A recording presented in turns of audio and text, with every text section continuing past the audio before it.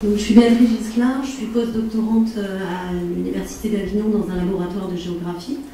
Et en fait, je travaille sur la question des risques naturels dans le massif des Alpes, donc sur un fond européen. Mais j'ai soutenu ma thèse l'année dernière justement sur la question de la place de l'individu dans la gestion du risque d'inondation et sur ses capacités justement de réappropriation individuelle pour faire face aux risques dans les politiques de gestion. Donc c'est sur ces deux aspects-là que je vais pouvoir vous entretenir aujourd'hui. Alors, ah, d'accord, ok, ça. Je vais y arriver. Alors, le cadre légal, en fait, à partir duquel je suis partie et sur lequel également on travaille dans le laboratoire, c'est finalement la doctrine de l'État en 2004 qui a posé dans la loi de modernisation de la sécurité civile le citoyen premier acteur de sa sécurité. Donc, ce qui est assez formidable, c'est que globalement, de ce qu'on peut voir, c'est que la majorité des gens ignorent cet article 4 de la loi de 2004. Et d'ailleurs, ça date de 2004, mais en fait, la campagne sur les comportements en cas de pluie inondation date de 2016. Donc on voit qu'il y a déjà un gap qui s'est installé. C'est sur le constat que, effectivement, justement, les individus ne se sentaient pas acteurs de leur sécurité. Et notamment en 2016, ça fait suite aux inondations de Cannes et de sa région en 2015, où justement on avait pointé du doigt les comportements de tous ces gens qui allaient bêtement mourir dans les inondations en tentant de récupérer leur voiture. Et donc vraiment ça c'est quelque chose sur lequel nous on travaille sur finalement les comportements individuels qui ont une importance centrale en fait dans les conséquences en termes de victimes. On l'a vu encore récemment dans les inondations d'eau. Donc c'est autour de ça qu'on va travailler, sachant que ça justement c'est ce que j'ai posé, c'était la théorie, donc le citoyen premier acteur de sa sécurité, et on voit bien qu'on est en permanence en décalage entre on va dire, toutes ces politiques de prévention, politiques publiques de prévention des risques qui ont été mises en place depuis 30 voire maintenant 40 ans, et effectivement qui viennent se heurter au fait que on assiste encore à des comportements qui sont dits irrationnels, irrespectueux, ces gens qui viennent, notamment parce que moi je viens du sud, qui vont traverser des ponts dits submersibles pendant les épisodes Cévenol. Et en fait, les politiques finalement se heurtent à la pesanteur du réel, au fait que ça vient en décalage avec ce qu'on peut constater. Alors, pour faire écho justement, je trouvais toujours intéressant de voir mon travail sur la perception des risques naturels, mais bien entendu, dans la question de la perception des risques, on ne peut s'inscrire que dans une approche contextuelle où le poids de l'environnement est particulièrement prépondérant. Et je pense que vous connaissez tous ces études, mais que je trouve intéressantes du fait qu'elles sont longitudinales, puisqu'elles ont, je crois de mémoire, commencé en 99, sur la perception des risques au sens large par les Français, qui est menée par l'IRSN. Et là, qui montre, par exemple, 2001, la préoccupation de l'insécurité suite justement évidemment aux attentats aux États-Unis, à New York. Le fait que en 2011, donc au moment de Fukushima, la perception des risques nucléaires avait augmenté, et en 2015, et le risque terroriste qui était, on voit par exemple en 2009, qui était quasiment dans les dernières préoccupations des Français à l'époque, et bien entendu monté en première position. Donc on voit bien, et là je ne l'ai pas mis pour le risque d'inondation, mais c'est également valable, donc on voit bien à quel point c'est contextuel et variable dans le temps, comme ça avait été souligné. Donc en fait, sur justement le travail que j'ai mené en thèse sur la place de l'individu, c'était intéressant en fait, parce que j'ai fait, j'ai oublié de préciser, j'ai fait une thèse interdisciplinaire avec 3 disciplines. Moi de formation, je suis designer, donc il y avait du design.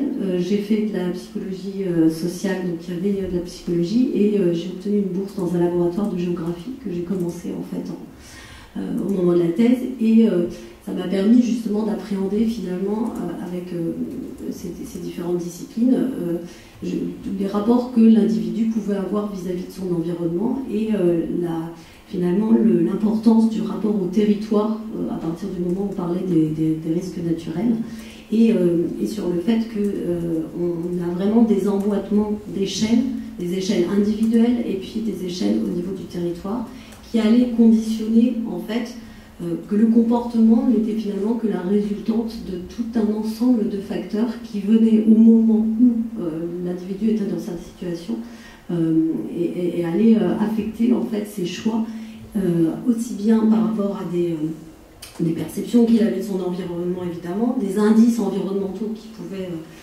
en avoir, les référentiels mémoriels, et ça c'est particulièrement souligné dans le cas des inondations ou des catastrophes type avalanche ou autre sur justement les références qu'on peut avoir. À chaque fois on entend mais on n'avait jamais vu ça, et en fait non, c'est pas qu'on n'avait jamais vu ça, parce qu'en général dans les risques naturels ils ne se produisent pas ex nihilo, il y a toujours de la récurrence, et c'est simplement quelle capacité d'appréhension à l'individu, surtout en tenant compte des mobilités individuelles dans nos sociétés où finalement vous ne vivez pas là où vous êtes né et où votre famille a existé, était depuis 25 générations.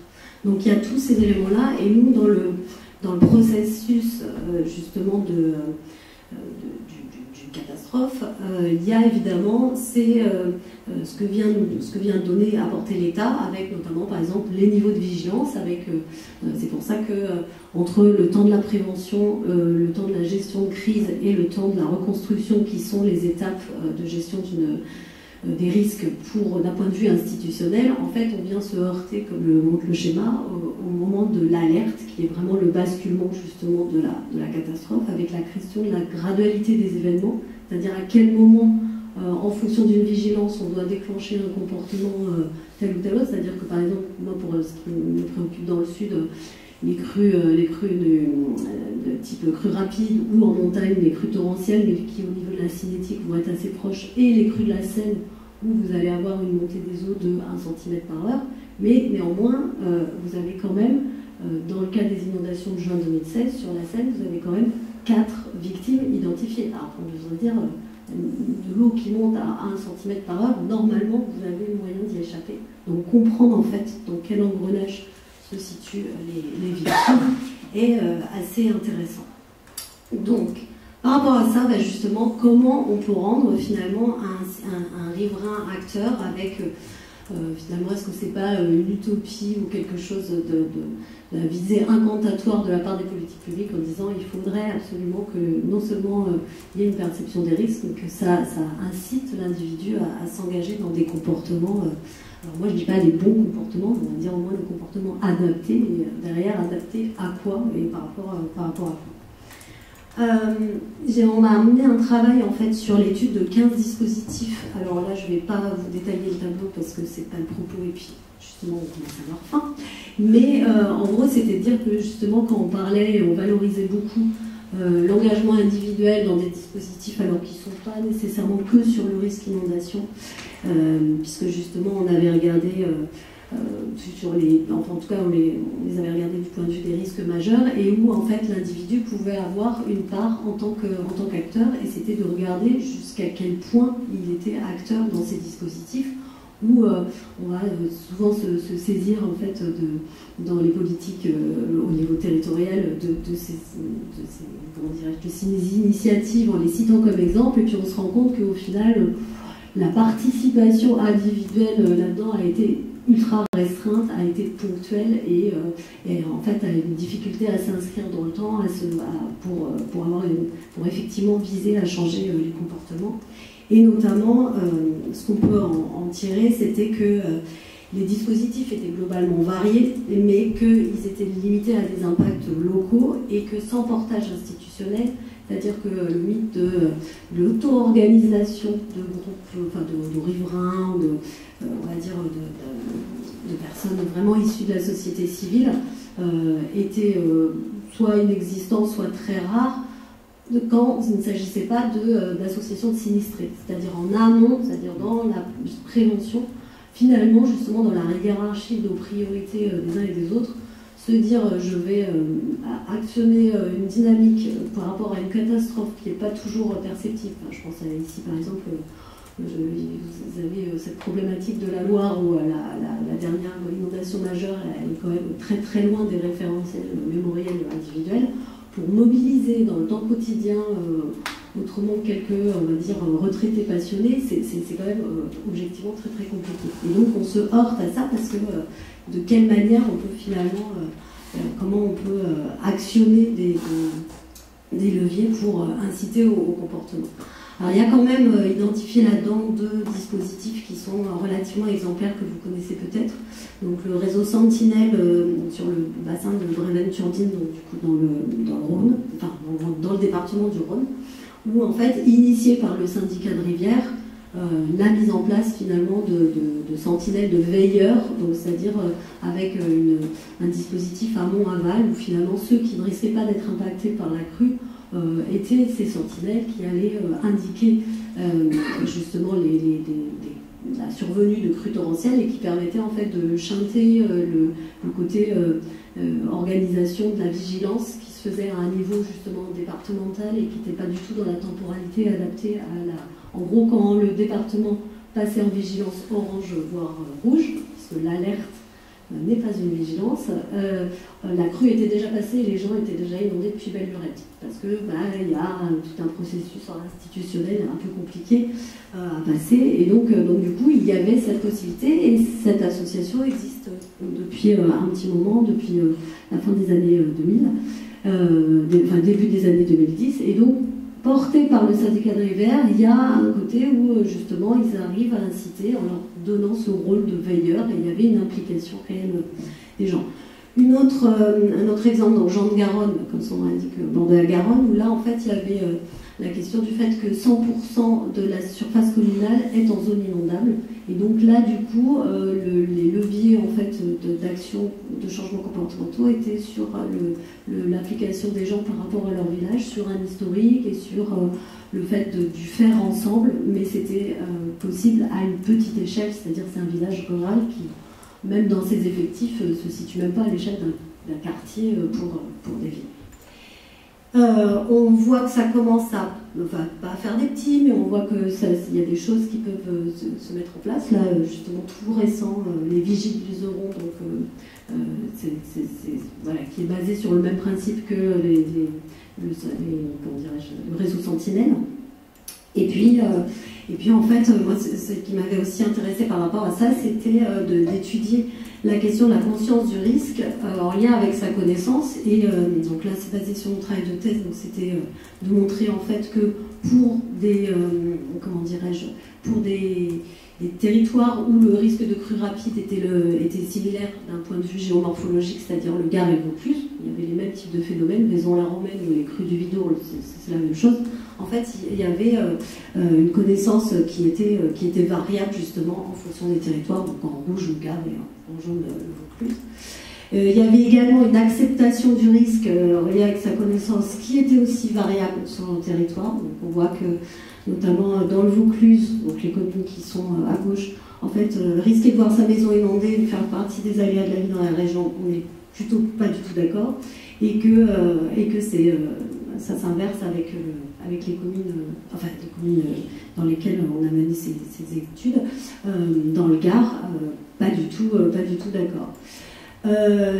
L'un des résultats intéressants et qui justement qui était ici, c'était que finalement la connaissance n'était pas liée avec la compétence comportementale. Ce qu'on a appelé la compétence comportementale, justement par rapport au fait que c'est difficile d'aller en observation de terrain au moment où il se passe des crues, hein, évidemment, on peut le comprendre. Et donc du coup sur ce que déclarent les gens a posteriori par rapport à la question de l'observation. Et donc ce n'est pas parce que les gens connaissent.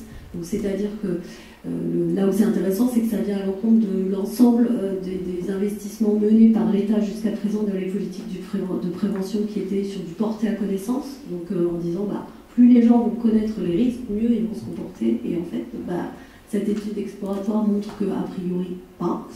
Donc ça c'était intéressant. C'était un autre exemple, là, c'était de dire on s'était posé la question en disant finalement comment on pourrait susciter des comportements en impliquant les gens. Donc là, je rejoins la question de, enfin, ce qui a été évoqué tout à l'heure sur l'engagement. Et donc du coup, moi, dans mon travail, je m'intéresse beaucoup, et ça c'est avec la partie design, sur tout ce qui est innovation sociale.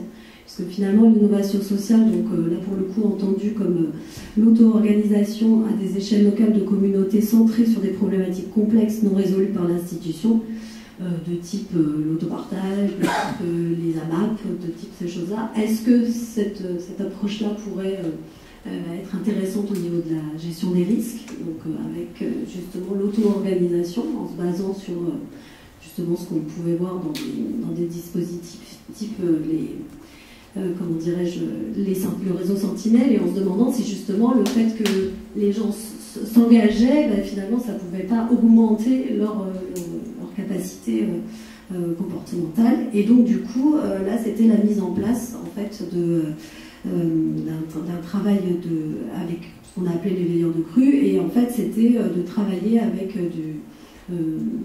comment dirais-je, de travailler sur des ateliers en impliquant les habitants, et de développer des scénarios en fait basés sur ce qu'on appelle la feintise ludique, c'est-à-dire que, ça c'est pas moi, hein, c'est Schaeffer, un chercheur qui a travaillé là-dessus, en disant, pour dépasser le discours justement de qu'est-ce que vous feriez dans telle situation, ah bah je ferais ça, j'ai super envie de faire ça, etc., c'est de les faire jouer de manière collective et de les impliquer sur des scénarios en leur disant, bah, ok, vous dites que vous allez, parce que là on le voit, peut-être avec la diapo d'après, mais voilà, on le voit avec des cartographies en disant, bah, quand il y a la crue à cet endroit-là, vous par exemple vous échapperiez, vous iriez sauver telle personne, vous iriez faire ça, et en fait de les confronter alors à minima avec justement une réalité terrain qu'ils connaissent, puisque évidemment les scénarios se passaient sur leur village, donc ils avaient une réelle compétence territoriale et ils étaient impliqués parce que c'était leur vie quotidienne.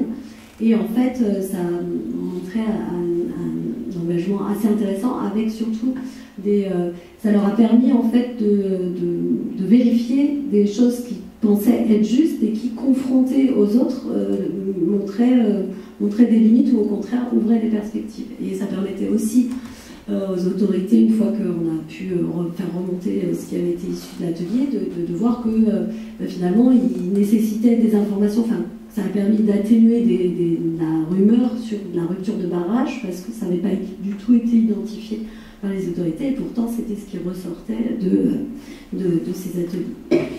Alors, donc ça c'est sur le après justement, et sur comment on peut à minima mesurer, alors évidemment sachant que c'est expérimental, de voir comment ça pouvait perdurer, et d'aborder en fait ce que moi j'ai appelé d'innovation sociale territorialisée, c'est-à-dire avec vraiment une approche contextuelle par le territoire, qui était intéressante dans le contexte des risques en tout cas, puisque forcément ça faisait sens. Et là actuellement, les travaux qu'on mène, j'en parlerai pas plus que ça aujourd'hui, mais c'est juste pour montrer les perspectives, c'était aussi de voir dans quelle mesure on pouvait développer justement la question de l'appropriation par les individus et des comportements dans la question des risques naturels, par ce qu'on appelle les MSU, qui sont les médias sociaux en gestion d'urgence, donc qui ça sont plus qu'un phénomène émergent, puisqu'en fait on a une grosse partie des SDIS, donc les pompiers, les centres départementaux d'incendie et de secours, qui ont conventionné avec une association maintenant internationale qui s'appelle VISOV, et qui sont en fait des individus qui sont sur les réseaux sociaux et qui vont accompagner les services de secours et les services de sécurité civile dans la gestion en fait des risques naturels, et qui du coup permettent des remontées terrain. Là où j'ai mis en fait le hashtag porte ouverte, c'est que ce type de comportement et cet effet n'a jamais été anticipé par les autorités, n'a jamais été pensé par des politiques publiques et ne pouvait être issu que du terrain. Et du coup, ça c'est vraiment hyper intéressant, c'est-à-dire que pour qu'il y ait une appropriation, il faut aussi qu'à un moment il y ait du lâcher-prise, c'est-à-dire que la question de la sécurité civile, qui est pourtant en France ultra régalien, qui dépend du ministère de l'Intérieur, et qui ça, par contre, je veux dire, il y a vraiment le côté de l'information doit être vérifiée, elle émane des services de l'État et elle est cadrée. il y a un moment, si on veut que la personne s'approprie, il faut lui laisser aussi la capacité d'agir, c'est-à-dire ce que je disais tout à l'heure sur cette réappropriation. Et en fait, il est intéressant de voir que les réseaux sociaux offrent cette possibilité avec une interaction justement faite entre la population et ce qu'on voyait ici, ce qui s'était passé en Belgique pendant les attentats, et ça, ce qui s'est passé, passage de l'ouragan Harvey, donc l'année dernière, où en fait, les personnes de la maison de retraite, là, ce qu'on voit, c'est qu'elles baignent dans l'eau, et que, en fait, c'est par le fait qu'il y ait une alerte passée sur le réseau Twitter, qui a été retweeté plus de 26 000 fois, que en fait, les services de sécurité civile ont eu l'information qu'il y avait des personnes en danger. Et ça n'a été possible. Justement, on voit émerger des nouvelles façons de réagir et de travailler. Et donc, du coup, c'est de montrer qu'en fait, ils peuvent être utiles dans le temps de la prévention, d'avoir en fait de casser la communication justement très top-down en ce qui concerne la question des risques, dans une communication en fait bottom-up et surtout avec une interaction entre des communautés qui ne se parlaient pas pendant la catastrophe aussi évidemment et après la catastrophe, donc en reconstruction ou en auto-organisation d'associations de sinistrés. Après, la limite des médias sociaux, c'est effectivement les questions juridiques, d'accès au réseau, de contrôlabilité et de fake news. Et pour conclure, en fait, c'est que pour éviter de continuer à tourner en rond dans justement ces approches des politiques de gestion des risques, c'est le fait d'arriver à inclure d'une manière quelconque en fait le principal destinataire de ces politiques qui jusqu'à présent non seulement n'était pas évalué dans les millions d'euros investis dans les politiques de prévention, mais n'était jamais inclus, c'est-à-dire qu'on allait décider pour nous, en l'occurrence, sur nos lieux de vie, sur nos territoires, on allait imposer des comportements sans que ces comportements aient possibilité d'être discutés, appropriés, compris par les individus. Et c'est pour ça que, malheureusement, il y a encore des victimes actuellement. Et donc, le changement de modèle passe par l'engagement des habitants, un ancrage territorial et un accompagnement institutionnel. Donc, j'en ai fini. Merci pour la présentation. Est-ce que ça suscite des questions, commentaires, remarques?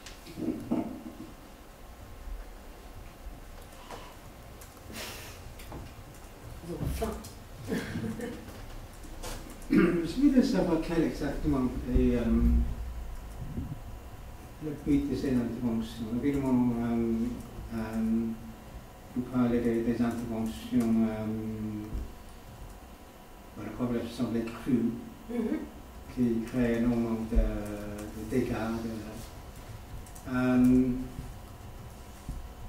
Est-ce que le but c'est d'amener les gens de prendre les précautions nécessaires pour le cas de crue? Je pense par exemple à la question des tremblements de terre dans la Nouvelle-Zélande. On sait, ça va arriver de temps en temps, il va y avoir un tremblement de terre. On n'y peut rien au niveau du tremblement de terre. Mais on peut faire des choses soit au niveau institutionnel en exigeant que les bâtiments soient construits selon certaines normes pour qu'ils résistent au tremblement de terre, ou bien au niveau des habitants. Il y a des choses que tu peux faire pour, par exemple, fixer la porcelaine avec un scotch ou quelque chose comme ça pour que ça ne tombe pas, etc. Donc là, les interventions dans la Nouvelle-Zélande sont plutôt pour faire comprendre aux gens l'importance des constructions solides. On montre des images, par exemple, d'une tremblement de terre, par exemple, à Kobe, où plutôt que dans les médias, vous voyez les zones dévastées, alors qu'à côté, il y a une zone qui n'était pas touchée. Donc, on voit des images à la part de la zone dévastée et la zone qui n'était pas touchée pour que les gens comprennent l'importance de la bonne construction. Donc, quels sont justement les buts de vos interventions ou des interventions plus généralement dans votre région? Alors en fait, nous on travaille vraiment dans l'apport aux politiques publiques, ça c'est la première chose, et sinon c'est aussi comment dirais-je, de montrer qu'il existe en fait de faire évoluer les choses par rapport à la perception que les autorités ont des capacités individuelles.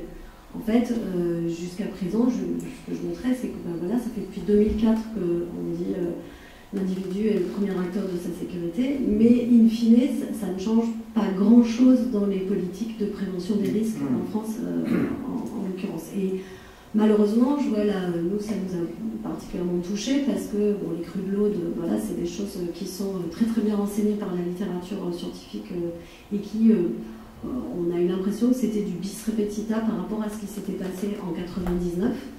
Et on redécouvre, on a l'impression qu'on réinvente à chaque fois, on redécouvre l'eau tiède et on dit ah mais c'est quand même incroyable ces gens qui n'ont toujours pas compris alors que l'État a investi. Et nous, ce qui nous a navré, c'est qu'au niveau de la question de la vigilance, justement, c'est que la réponse actuelle institutionnelle, c'est on va remettre de l'argent dans un supercalculateur météorologique. Et là, on se dit, mais voilà, je pense que les sciences comportementales ont vraiment quelque chose à apporter en disant, bah, peut-être qu'à un moment, ça serait plus intéressant de travailler sur le terrain, en local, avec une connaissance du territoire meilleure, qui fait que pour les individus, bah, on le vit tous, quand vous voyez une vigilance à l'échelle du département, moi je vois, j'habite complètement à l'est du département du Gard, quand le département est en vigilance orange, parce que c'est ce qui se passe du côté de Valroux, c'est-à-dire à 3h30 de route de chez moi, il n'y a aucun lien avec ce que je perçois de mon environnement et de ce que je lis, la vigilance. Donc forcément, il n'y a pas de lien de cause à effet entre le comportement que je dois mettre en place par rapport à cette question-là. Et donc du coup, c'est d'arriver à la fois à faire changer, en tout cas de vue, hein, très très modestement, les pouvoirs publics et montrer que les citoyens ne sont pas tous justement des gens, on va dire, désarmés, démunis, qui n'ont pas de capacité et qui attendent qu'on leur dise évacuer, allez là, allez ces endroits-là. Alors après, sachant quand même qu'en France, par rapport justement à tout le reste, on a quand même un gros biais qui, une fois de plus, la question des politiques et de l'argent, qui est le dispositif CatNat. C'est-à-dire depuis 82, où voilà, votre maison est en zone inondable, ça fait 15 fois qu'elle est inondée, comme dans le Var, mais c'est pas grave, même si je dis pas que ça doit être agréable d'être inondé, mais en tout cas, il y a toujours ce côté où on reconstruit à l'identique, on verse de l'argent et que, nous on le sait au niveau de la recherche, on est à la toute fin de ce dispositif et les assureurs, là, avec les récentes catastrophes, dont celle d'Irma, quand ça dépasse le fond, c'est-à-dire que c'est plus rentable ce qu'ils perçoivent sur la quote-part de 12,5% sur toutes nos assurances individuelles, il y a un moment, on n'est pas dans le sentiment au niveau des assurances. C'est-à-dire que si ça rapporte plus, si ça devient trop coûteux, on va changer de système et du coup, il va y avoir... voilà, ça va se passer, je pense, pas super bien, mais ça va nécessairement changer, ne serait-ce que parce qu'on ne construira pas pour la 25e fois en zone inondable quelque chose qu'on sait pertinemment être dangereux et pour les gens et pour l'activité économique. Donc il y a aussi ce biais-là dans la perception en France. Ça, c'est très clair et ça a été... parce que aux États-Unis, pour m'être entretenu justement avec des acteurs à l'international sur ces questions-là, c'est sûr que quand vous savez que vous ne serez pas remboursé et que l'inondation, si vous n'avez pas fait ce qu'il fallait, vous paierez pour ça. Là, et c'est d'ailleurs aussi intéressant de voir qu'à l'échelle mondiale, comme on est un peu dépassé par l'ampleur des enjeux face aux risques naturels, on a quand même glissé d'une stratégie au niveau des Nations Unies, d'une stratégie de réduction de la vulnérabilité à cette approche par la résilience, c'est-à-dire à renvoyer vers l'individu. Résilience, c'est sous-entendu à l'échelle individuelle, c'est-à-dire comment vous allez être résilient alors que nous, on estime qu'à un moment, si vous n'êtes pas mort, c'est que vous êtes résilient, quoi, à la catastrophe. Donc, c'est pas... C'est-à-dire qu'au lieu de s'attaquer aux racines de pourquoi ça fait autant de victimes, parce que les enjeux ont évolué, parce que, etc., finalement, on va placer ça il va y avoir un glissement sémantique assez intéressant sur la responsabilité face à la catastrophe et face à ces comportements-là. Parce que j'ai l'impression que si on a une approche comportementaliste, que ça s'appelle Natch ou l'approche de Kurt Lewin dans les années 30, on cherche à identifier les comportements que vous souhaitez modifier. Est-ce que c'est par exemple inciter les gens à construire des terrains sur les zones non inondables? Est-ce que ça c'est le comportement de favoriser? Est-ce qu'éventuellement de favoriser les réflexes d'évacuation? Est-ce qu'il y a l'alerte orange? Je pense en amont il faut identifier les comportements de favoriser. Ensuite, on peut mettre en place une sorte d'ingénierie psychosociale ou psycho-économique qui va amener les gens à mitiger les conséquences de ces inondations. C'est pour ça que je pose la question, parce que je pense que c'est la première question pour une approche comportementale. Quels sont les comportements qu'on souhaite modifier? Il faut être précis. Quels sont les comportements? Là, c'est les comportements. En fait, c'est déjà ne serait-ce que par rapport au risque inondation, c'est d'arriver sans pour autant être géographe à savoir qu'il existe différents types de crues et que les comportements sont différents entre une crue de la Seine. Selon les crues. Selon les crues, par exemple. Et donc quelque part, selon le territoire. C'est-à-dire que la problématique, c'est que vous allez être demain touriste dans le sud de la France. Alors que vous habitez Paris, et donc du coup vous savez pas quel comportement vous devrez adopter, alors que les informations de vigilance elles sont au niveau national et pour tout le monde.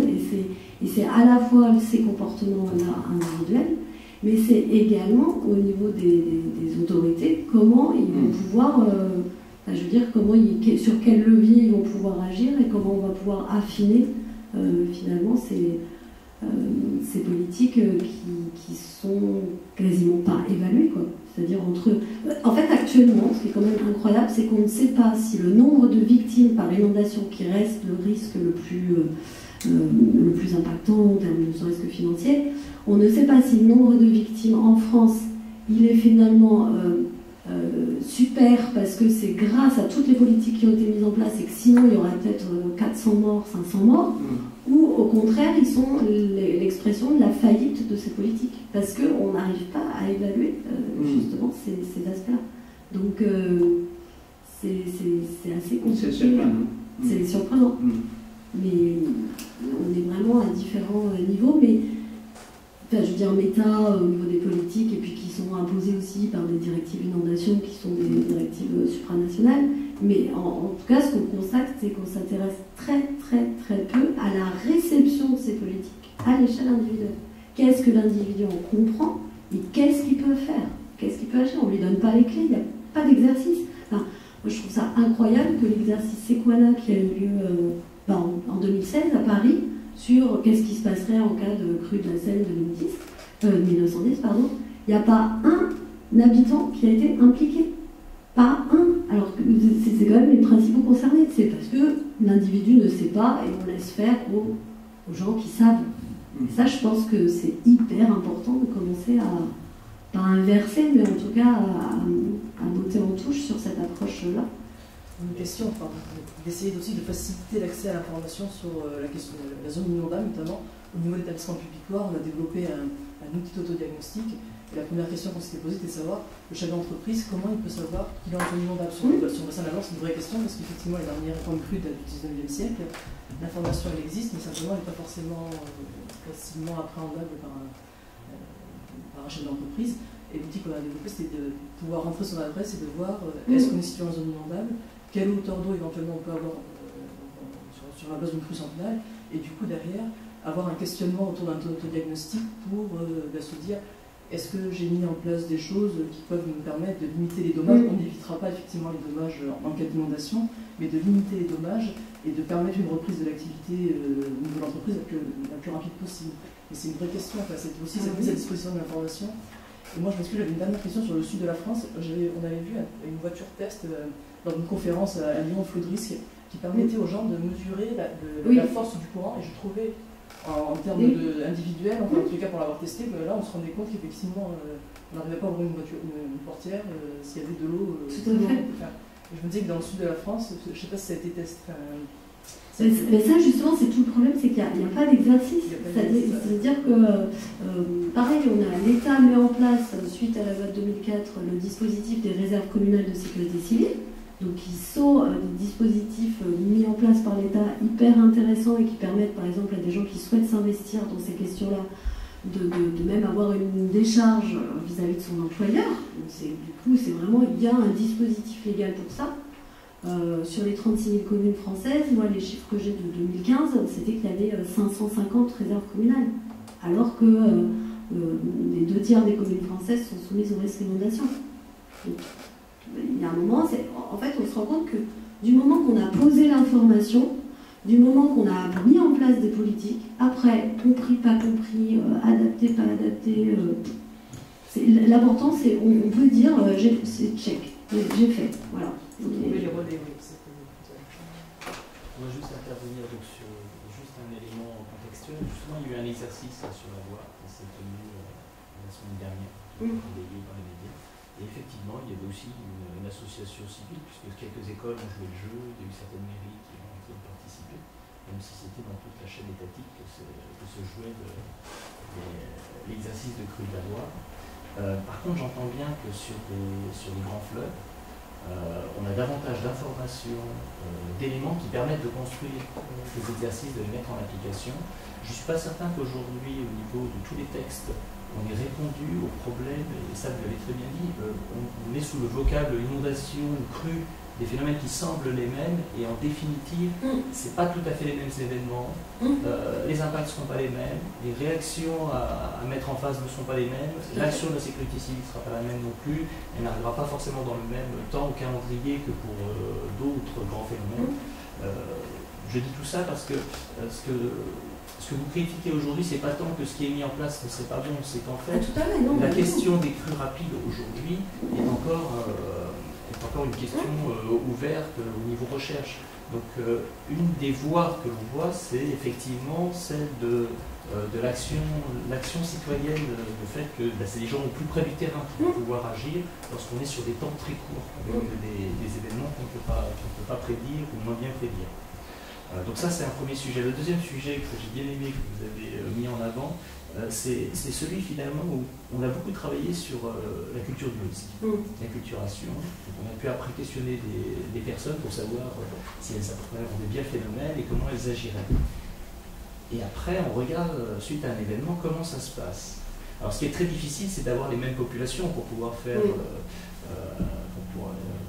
donner un avis, mais il y a certainement une question comportementale qu'on a beaucoup de mal à appréhender.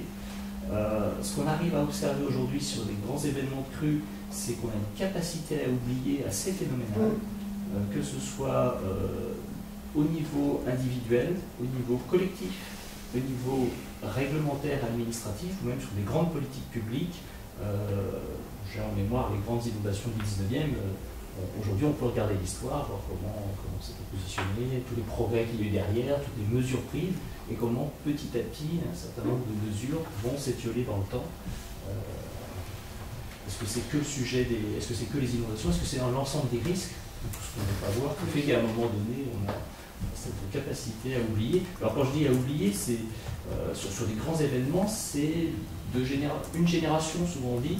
Sur des très gros événements, pour la mémoire administrative, ça va être 2-3 générations. Mais c'est, j'avais évalué une quarantaine d'années du 19e. Mais voilà, on a après nous un devoir de culture du risque qui nous incite à faire des rappels réguliers, notamment quand il y a des événements, qu'ils aient lieu, même si ce n'est pas le même risque, même si ça ne répond pas à la même problématique, on va utiliser ça pour essayer de communiquer sur les bonnes façons d'agir. Mais je me pose toujours cette question que vous avez lancée sur, voilà, maintenant que j'ai des personnes qui connaissent les phénomènes, qui connaissent les risques, qui semblent être prêtes à faire un certain nombre de choses au moment de l'événement.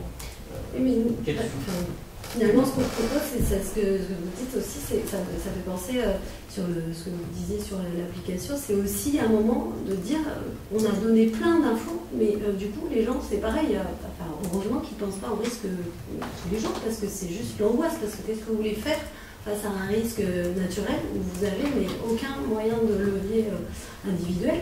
Donc du coup, c'est aussi le côté un peu tétanisant, et du coup, cette appropriation, cet engagement dans la durée à l'échelle individuelle nous semble une voie, en tout cas à explorer, intéressante, parce que ça permet d'avoir une mainmise sur des choses qui dépassent, et quand ça dépasse, on est compté, puis alors, surtout si en plus c'est un risque qui a une chance sur voilà, d'arriver, je veux dire, par rapport au risque de chômage, au risque de machin, je veux dire, ça passe largement derrière, quoi.